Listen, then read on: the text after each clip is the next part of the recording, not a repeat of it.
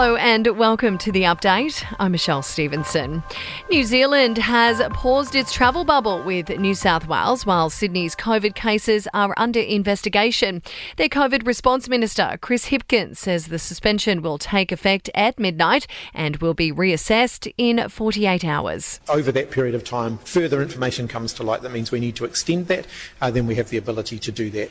Meantime, limited COVID restrictions have returned to Greater Sydney and will last until at least the end of the weekend. Only 20 visitors will be allowed and masks will be compulsory on public transport and at indoor venues, including shops, while drinking standing up isn't allowed and there are limits on dancing and singing, while Perth is easing their restrictions from Saturday.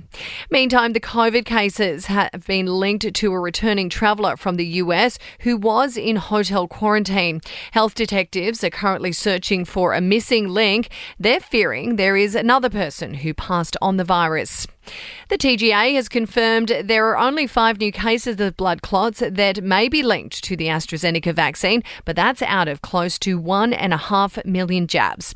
The latest figures include a 70-year-old man in Tasmania and a 66-year-old from Queensland. But TGA boss Professor John Scarrett says the government's advice hasn't changed. This is a rare adverse event, but we believe it's staying at the expected frequency and at the frequency that we're seeing internationally. Well, former footballer Jarryd Hayne will spend at least 3 years and 8 months behind bars for raping a woman in her Newcastle home.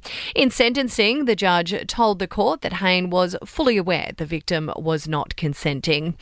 And China has suspended all diplomatic contact with the Australian government over economic issues, the country blocking all contact with key government officials in Beijing.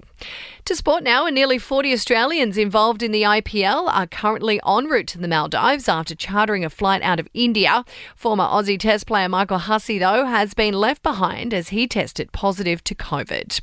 In your entertainment news, Megan Thee Stallion is branching out, the rapper taking her love of pets to social media, launching her own digital series on Snapchat. Rebel Wilson has flashed a new ring on Instagram. The customised piece was gifted to her by her bridesmaids director to commemorate the 10th anniversary of the hit film.